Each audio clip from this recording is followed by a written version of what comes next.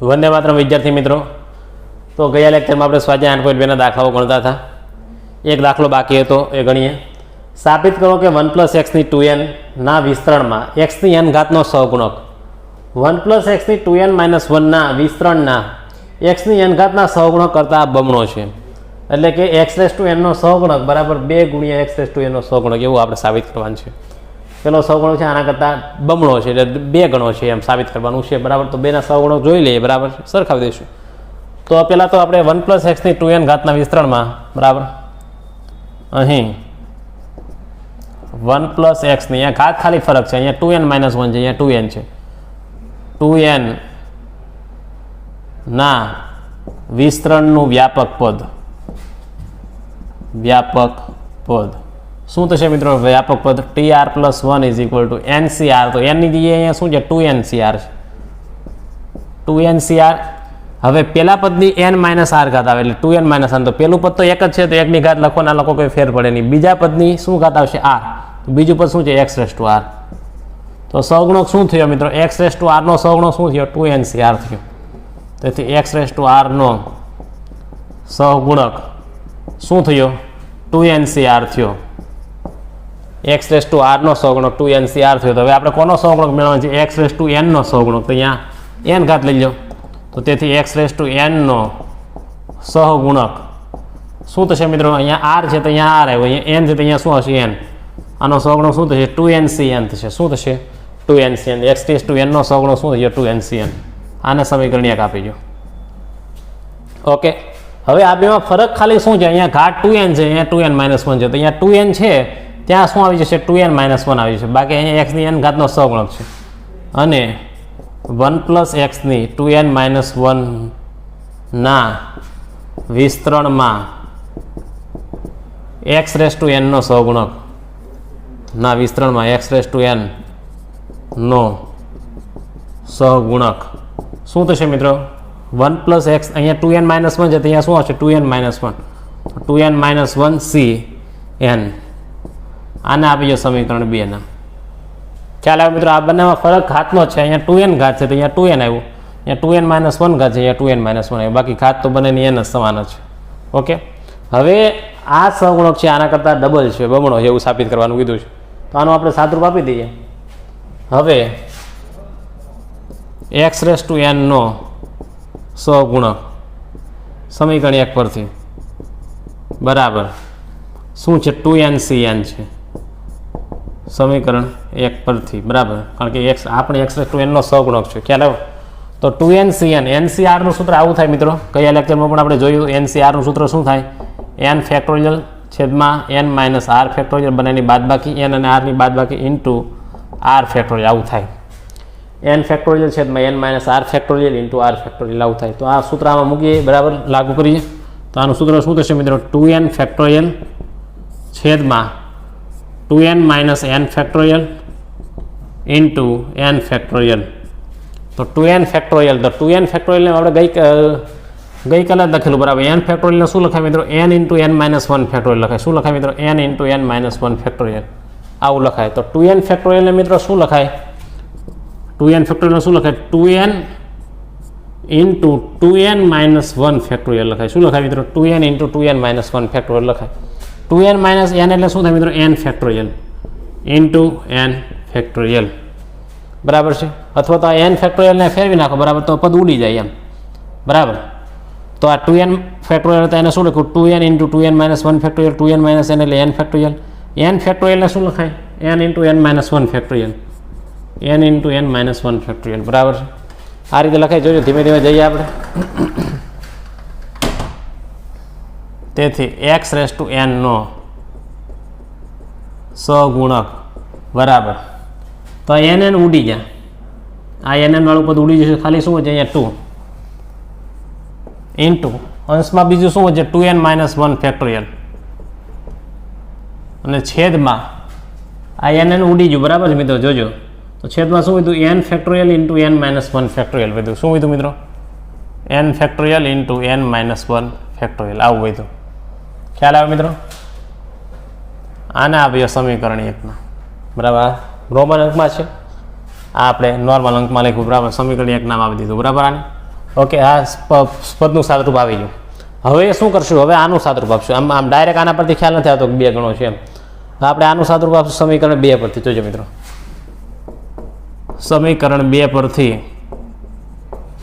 x⁻n નો સહગુણક બરાબર. તો સમીકરણ 2 પરથી સહગુણક શું છે? તો કે 2n - 1cn આવું છે.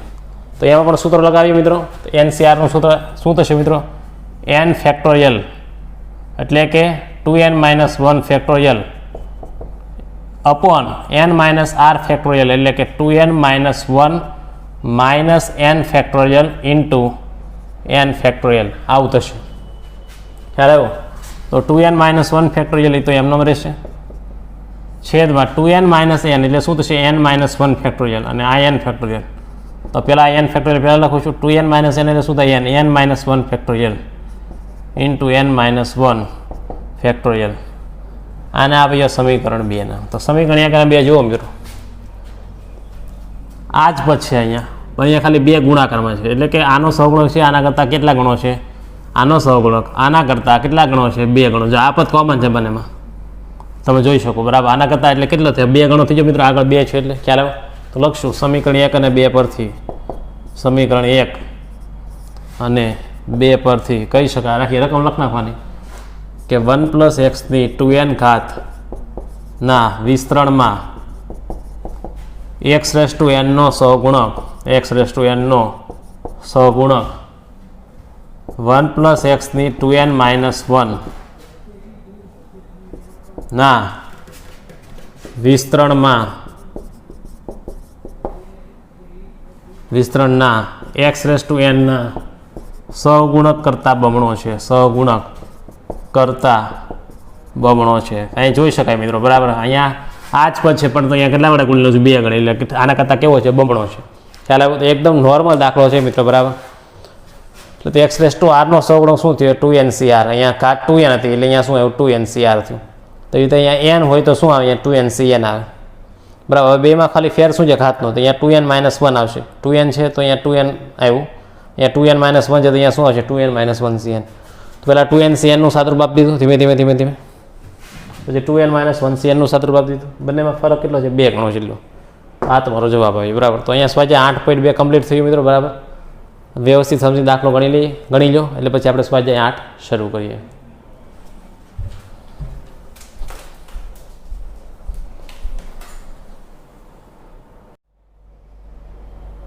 આગળ વધીએ મિત્રો. સ્વાધ્યાય 8 દાખલા નંબર 1 બરાબર. હવે સ્વાધ્યાય 8માં બધા મિક્સ દાખલાઓ આવશે મિત્રો બરાબર. જોજો, અતિ સારા દાખલાઓ છે સ્વાધ્યાય 8માં. જો a + b ની n ઘાતના વિસ્તરણના પ્રથમ 3 પદો અનુક્રમે 729, 7290 અને 30375 હોય તો a, b અને n ની કિંમતો મેળવવાની છે. આપણે a, b અને n ની કિંમત મેળવવાની છે. એના માટે તમને શું આવે છે? પ્રથમ 3 પદ આપેલ છે એટલે 3 પદ છે એટલે 3 કન્ડિશન મળી જાય. 3 કન્ડિશનને સોલ્વ કરો એટલે 3 ની કિંમત મળી જશે. a, b અને n ની કિંમત મળી જશે બરાબર. તો સૌપ્રથમ તો આપણે આના પરથી આપણે વ્યાપક પદનું સૂત્ર લખશું. અહીં a + b ની n ઘાત ના વિસ્તરણનું વ્યાપક પદ શું થશે મિત્રો? tr + 1 = NCR a⁻n - r × b⁻r આવું થાય વ્યાપક પદ બરાબર. કારણ કે a + b ની n ઘાતનું આપણે સૂત્ર લખેલું બરાબર. tr + 1 = NCR a⁻n - r × b⁻r આ વ્યાપક પદનું સૂત્ર છે. હવે આપણે પહેલું પદ, બીજું પદ અને ત્રીજું પદ તમને આપેલ છે. હવે પહેલું પદ મેળવવા માટે r બરાબર શું લેવું પડે? 0 લેવું પડે. શું લેવું પડે? 0. પછી બીજું પદ મેળવવા માટે r બરાબર શું લેવું પડે? 1. 0 લ્યો તો 1 થાય. 0 + 1 એટલે 1 એટલે પહેલું પદ થયું. બીજું પદ લેવા માટે r બરાબર 1 લેવું પડે. શું લેવું પડે? 1. તો જ 1 + 1 2 થાય. અને ત્રીજું પદ મેળવવા માટે r બરાબર 2 લેવું પડે બરાબર. હવે પ્રથમ પદ માટે r બરાબર 0 લેતા શું લેવાનું છે? r બરાબર 0. r બરાબર 0 લે તો શું થશે? t1 બરાબર nc0. r બરાબર 0 લેવાનું છે મિત્રો. nc0 a⁻n - 0 એટલે a⁻n જ થશે ઇન્ટુ b⁻0 એટલે b⁻0 એટલે 1 થશે મિત્રો. r બરાબર 0. હવે પેલું પદ હકીકત શું આપેલું છે? પેલું પદ શું આપેલું? 729. શું આપેલ છે મિત્રો? 729 આપેલ છે. 729 બરાબર NC0 એટલે શું થઈ જાય? 1. બીની 0 ઘાત એટલે પણ શું થાય? 1. ખાલી એની n ઘાત વધશે. આને આપીએ સમીકરણ 1 નામ. ચાલો એની n ઘાત બરાબર શું આવી ગયું? 729. પછી બીજા પદ માટે r બરાબર શું લઈશું? આપણે 1 લઈશું. શું? તો જ 1 + 1 2 થાય. બીજા પદ માટે r બરાબર 1 લેતા, બરાબર. બીજા પદ માટે r બરાબર શું લઈ લઈએ? 1 લઈએ, બરાબર. તો અહીંયા 1 + 1 એટલે 2 થઈ જશે. તેથી T2 બરાબર અહીંયા જ્યાં જ્યાં r છે ત્યાં 1 NC1 ઇન્ટુ a⁻n−1 જોજો મિત્રો ઇન્ટુ b⁻1. બીજું પદ છે શું? તો કે 7290 છે. શું છે મિત્રો? 7290. NC1 એટલે શું થાય? n થાય. આ શું થશે? એની n-1 ઘાત ઇન્ટુ બીની 1 ઘાત એટલે b. આને આપીએ સમીકરણ 2 નામ. ઓકે, ખ્યાલ આવે છે? અને ત્રીજા પદ મેળવવા માટે r બરાબર શું લઈશું? અહીંયા 2, તો 2 ને 1 3 થાય તો ત્રીજું પદ મળે. તો r બરાબર શું લેવું પડશે? 2. અને ત્રીજા પદ માટે r બરાબર 2 લેતા, બરાબર. જ્યાં જ્યાં r છે ત્યાં 2 મૂકી દો તો T3 r પ્લસ T2 + 1 એટલે 3 T3 બરાબર. આમ જ્યાં જ્યાં r છે ત્યાં 2 મૂકવા છે મિત્રો. NC2 એની n-2 ઇન્ટુ બીની 2 r બરાબર 2 મૂક્યા. ત્રીજું પદ છે શું? તો ત્રીજું પદ શું છે? 30375 છે મિત્રો. 30375 બરાબર. NC2 એટલે શું થાય મિત્રો? n ઇન્ટુ n-1/2 થાય ઇન્ટુ એની n-2 ઇન્ટુ બીની 2. આને આપીએ સમીકરણ 3 નામ. ઓકે, આ 3 પદ મળી જાય મિત્રો. આપણને 3 કન્ડિશન મળી ગઈ એમ. હવે આ કન્ડિશનને સોલ્વ કરીને આપણે a, b અને n ની કિંમત મેળવવાની છે. આ તમને જે આપ્યું છે એ લખી નાખ્યું આપણે બધું, બરાબર છે. સૌપ્રથમ આપણે વ્યાપકનું સૂત્ર લખ્યું. ત્યારબાદ પ્રથમ પદ માટે r બરાબર 0 લીધા આમાં, બીજા પદ માટે r બરાબર 1 લીધા અને ત્રીજા પદ માટે r બરાબર 2 લીધા, બરાબર. પદ આપેલા છે 729, 7290 અને 30375. ઓકે, આ રીતે થયું. તો હવે તમારે આ ત્રણેયનો ઉપયોગ કરીને તમારે a, b, n ની કિંમતો મેળવવાની છે. તો હવે આપણે શું કરશું મિત્રો? કંઈક પદ ઉડાડવા પડશે તો થશે ને. આમાં a છે દરેકમાં, a ને n ને b ને દરેકમાં છે. આમાં ખાલી એની n ઘાત જ છે. આમાં a, b, n ત્રણેય છે. આમાં પણ a, b, n ત્રણેય છે, બરાબર. તો આપણે એવું કરીએ, કંઈક વિચારીએ, બરાબર. તો વિચારવામાં જુઓ, અહીંયા એની n-1 ઘાત છે, અહીંયા એની n-2 ઘાત છે. આપણે સમીકરણ 2 નો વર્ગ કરી નાખીએ તો આની ઘાત કેટલી થઈ જશે? એની 2n-2 ઘાત થઈ જશે. આનો વર્ગ કરો એટલે આની ઘાત બમણી થઈ જાય. કેટલી થઈ જાય? બમણી. બમણી એટલે ડબલ. તો આની ઘાત કેટલી? 2n-2 થઈ જાય. પછી આ બેનો આપણે ગુણાકાર કરી નાખીએ. કોનો? સમીકરણ 1 અને 3 નો ગુણાકાર કરી નાખીએ તો આપણને શું મળી જાય? એની ઘાતનો સરવાળો છે, આધાર સમય એટલે ઘાતનો સરવાળો. તો એની n + n-2 એટલે n + n-2 એટલે 2n-2 થઈ જશે. આનો વર્ગ કર્યો એના પરથી, બરાબર. પછી એની 2n-2 ની આમાં કિંમત મૂકી દઈશું એટલે એમાં કંઈક લોપ થઈ જશે a અને b નો, એટલે આપણે ડાયરેક્ટ n ની કિંમત મળી જશે. તો આપણે સૌપ્રથમ શું કરવાનું છે? સમીકરણ 2 નો વર્ગ કરવાનો છે. શું કરવાનું છે? સમીકરણ 2 નો વર્ગ. જોજો મિત્રો, તો સમીકરણ 2 નો વર્ગ કરીએ આપણે. જોજો, સમીકરણ 2 નો વર્ગ કરતા, બરાબર, કંઈક કરવું પડશે તો જ a, b, n ની કિંમત મળશે. સમીકરણ 2 નો વર્ગ કરો તો અહીંયા 7290 ગુણ્યા 7290 થશે, બરાબર. વર્ગ એવડો મોટો ગુણાકાર નથી કરવાનો, બરાબર. ખાલી આમ નામ લખવાનું છે, બરાબર. બંને બાજુ વર્ગ. તો આનો વર્ગ શું થશે? n² ઇન્ટુ, હવે આનો વર્ગ કરો તો એની n-1 નો વર્ગ એટલે શું થશે? 2n-2. એની કેટલી ઘાત થશે? 2n-2 ઘાત થશે મિત્રો. એની 2n-2 ઘાત અને ઇન્ટુ બીની કેટલી ઘાત થશે? 2 ઘાત. બીની 2 ઘાત. હવે આપણે સૂત્રો કરતા કોને બનાવવાનું છે? a⁻b² આવશે આમાં. યસ, આ b² પણ આવી જશે. જુઓ, આને સૂત્ર કરતા બનાવો જાય. n² ક્યાં જવા જો? છેદમાં. આને સૂત્ર કરતા બનાવો તો એની 2n-2 ઇન્ટુ b². આ n² ક્યાં જાય? છેદમાં. 7290 ગુણ્યા 7290 છેદમાં n². આને આપીએ સમીકરણ 4 ના. સમીકરણ 4. ઓકે, અને સમીકરણ 4 નામ આપી દીધું. ખબર પડી મિત્રો શું કર્યું? સમીકરણ 2 છે એનો વર્ગ કર્યો, એમાં બીજું કાંઈ નથી કર્યું, બરાબર. બધાનો વર્ગ કરી નાખ્યો, બરાબર છે. અને n² ક્યાં મોકલી દીધા? છેદમાં. એટલે છેદમાં જ્યાં. હવે શું કરવાનું છે? સમીકરણ 1 અને 3 નો શું કરવાનું છે? ગુણાકાર કરવાનો છે. શું કરવાનું છે? ગુણાકાર. પેલી બાજુ લખીએ આપણે. સમીકરણ 1 અને 3 નો ગુણાકાર કરતા જોજો. સમીકરણ 1 અને 3નો ગુણાકાર કરતા ડાબી બાજુનો ગુણાકાર થાય, જમણી બાજુનો ગુણાકાર થાય મિત્રો, બરાબર. ડાબી બાજુનો ગુણાકાર 729 ગુણ્યા 30 375. 729 ગુણ્યા 30 375. જમણી બાજુનો ગુણાકાર. તો એની એન પહેલાં તો એની એન વાળું પદ લખ નાખી, n × n - 1/2 વાળું પદ લખ નાખી, n × n - 1/2 આ પદ લખ નાખ્યું. હવે એની ઘાતનો ગુણાકાર, તો એની n ઘાત ગુણ્યા એની n - 2 ઘાત. તો આધાર સમાન એટલે ઘાતનો શું થાય મતલબ સરવાળો થાય. શું થાય? સરવાળો.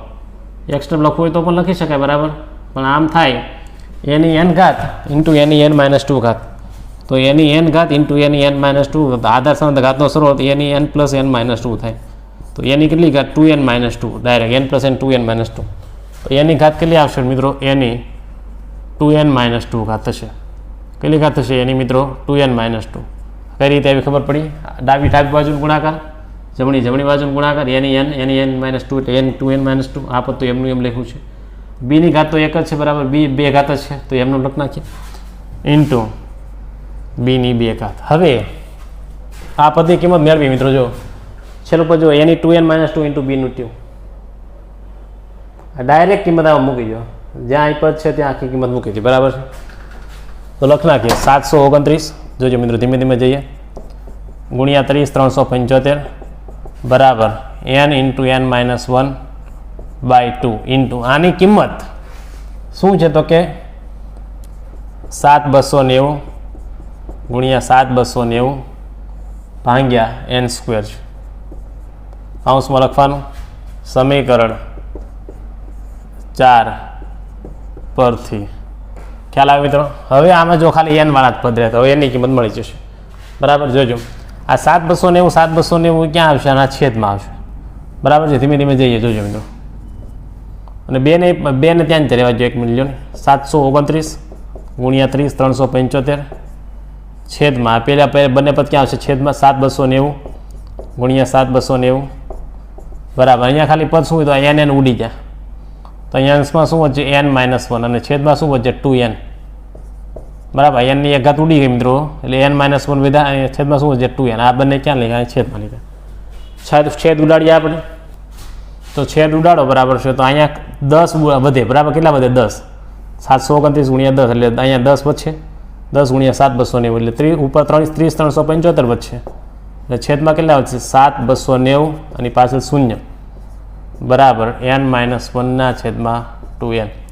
ભાગાકાર કરીએ આપણે મિત્રો. શું કરીએ? ભાગાકાર, બરાબર. એટલે ભાગાકાર એટલે પોઈન્ટમાં જ જવાબ લાવવાનો, બરાબર. એટલે આમાંથી છેદ ઉડાડવાના છે. શું ઉડાડવાના છે? છેદ ઉડાડવાના છે, બરાબર. તો છેદ ઉડાડો,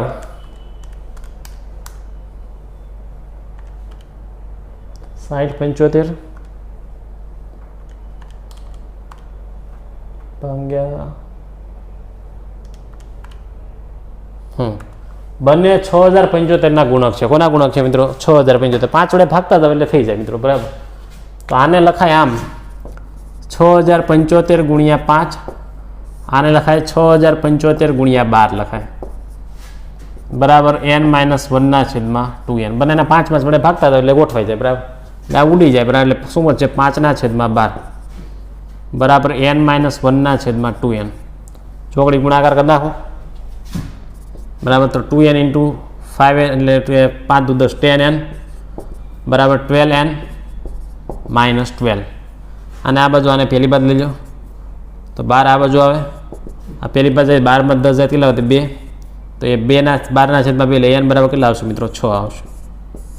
n બરાબર 6 મળી જાય. હવે n બરાબર 6 તમે સમીકરણ 1 માં મૂકી દો એટલે આપણને એની કિંમત મળી જશે. ખ્યાલ આવ્યો? તેથી સમીકરણ 1 પરથી એની n ઘાત બરાબર કેટલા છે? 729 છે. કેટલા છે? એની n ઘાત બરાબર 729. તો એની n ઘાત n કેટલા આવ્યા? 6 આવ્યા. તો એની 6 ઘાત બરાબર 729. તો અહીંયા એની 6 ઘાત 729, આને 729 એટલે કે 6 ઘાતના સ્વરૂપમાં લખ નાખો. કોને? 729 નો. તો 729 ને કેટલી કોની 6 ઘાત લખાય? 3 ની 6 ઘાત લખાય મિત્રો. 27 નો વર્ગ, 27 ગુણ્યા 27 3 ની 6 ઘાત બરાબર એટલે કેટલા થાય? 729 થાય મિત્રો. તો એની 6 ઘાત બરાબર શું લખવાનું 3ની 6 ઘાત. તો આધાર સમાન છે, સોરી એટલે કે બંને બાજુ ઘાત સમાન છે, વચ્ચે બરાબર છે, તો આધાર પણ કેવો હોય સમાન હોય. તો તેથી એ બરાબર કેટલા આવશે? કિંમત 3 આવશે. શું આવશે? 3. તો એની કિંમત 3, બીની એની કિંમત 3, એની કિંમત 6. હવે એ અને એન બંનેની કિંમત આપણે આમાં મૂકી દઈએ સમીકરણ 2માં, એટલે આપણને શું મળી જશે? બીની કિંમત મળી જશે. બરાબર. સમીકરણ 2 પરથી જોજો મિત્રો, અતિ સારો દાખલો. બરાબર. સમીકરણ 2 પરથી સમીકરણ 2 શું કહે છે લખીએ આપણે? એન પેલા આખું સમીકરણ લખ નાખીએ. એની n-1 ઇન્ટુ બી બરાબર 7290 છે. બરાબર. હવે એનની કિંમત શું આવી મિત્રો? 6. એની કિંમત શું આવી? તો કે 3. એનની કિંમત શું આવી? તો કે 6. 6 - 1 ઇન્ટુ બી બરાબર 7290. 6 ગુણ્યા 3ની 5 ઘાત થશે ઇન્ટુ બી બરાબર 7290. 3ની 5 ઘાત કરીએ તો 3ની 3 ઘાત 27, તેરી 81, તેરી 243 થશે. 3ની 5 ઘાત કરીએ 243. 243 ગુણ્યા 6 1458. તો આ બેનો ગુણાકાર કરો 1458. એ ક્યાં જાય? છેદમાં 7290 છેદમાં 1458.